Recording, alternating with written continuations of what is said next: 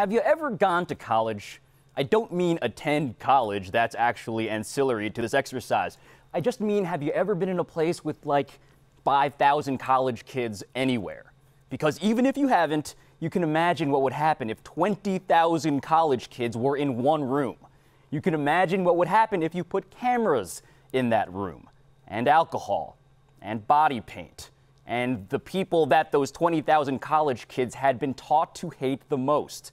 You just might have something like this.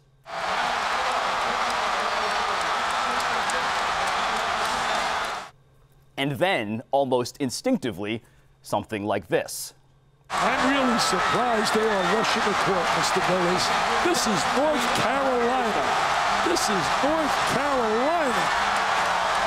One of the elite programs in America.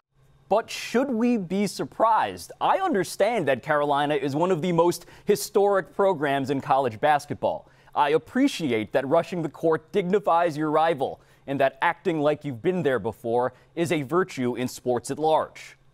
It's emblematic of how the mighty have fallen. North Carolina is not what it used to be, and that fan base is different than the fan base that knew to expect something greater. Roy Williams has got to get them flowing in the right direction. I implore you, look into the faces of these college kids. The freshmen were born in, wait for it, 1997. They were 6 when Roy Williams became coach. They are now waiting to be crippled by student loan debt. They are destined to enter a job market waiting to reject them. They have gone at least a month eating only Hot Pockets and/or things found in Hot Pockets. If rushing the court is voting with your body, then this is about democracy, something no official rules of rushing the court article or when is rushing the court appropriate roundtable or 6 simple rules for college hoops court storming essay can ever legislate away. Democracy is why in 2009, San Diego State, a 1 seed, was right to storm the court after beating St. Mary's, a 2 seed, in the quarterfinals of the NIT. Democracy is why in 2011, one Baylor football fan was right to rush the field on crutches after a game against Oklahoma. Democracy is why an NC State student in a wheelchair was right to storm the court against Duke. To oppose these acts is to ignore the reality inside these buildings.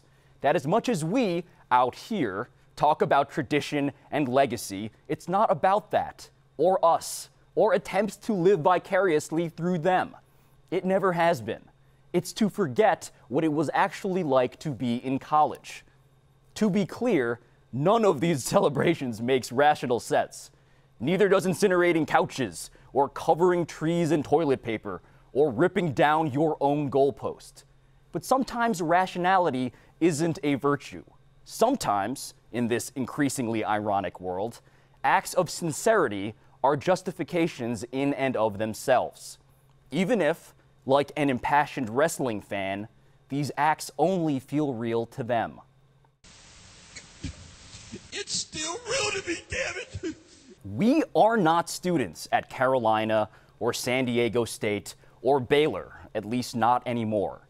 We're not in these buildings alongside 20,000 of our peers. So when it comes to legislating celebration, maybe there's something to learn from those understandably terrified people who are there and do decline to surge forward. Maybe it's time to just get out of the way.